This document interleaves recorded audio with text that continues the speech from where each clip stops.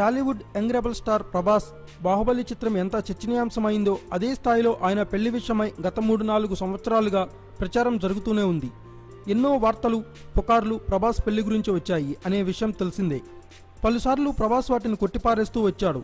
Baahubali cinema తర్వాత తన పెళ్లి ఉంటుందని చెబుతూ వచ్చిన ప్రభాస్ పెళ్లికి సిద్ధమైనట్లుగా తెలుస్తోంది.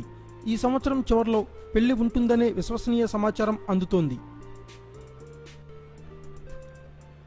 టాలీవుడ్ సినీ వర్గాల నుండి ఇప్పుడే అందిన సమాచారం ప్రకారం ప్రభాస్కు కుటుంబ సభ్యులు ఒక అమ్మాయిని ఫిక్స్ చేశారని, ఆ అమ్మాయితో ప్రభాస్ పెళ్లి ఈ సంవత్సరం చివరిలో ఉంటుందని అంటున్నారు.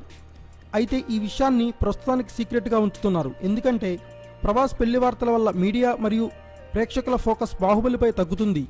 అందుకే బాహుబలి 2 విడుదలైన వెంటనే ప్రభాస్ పెళ్లిపై అధికారికంగా స్పందించనున్నాడట.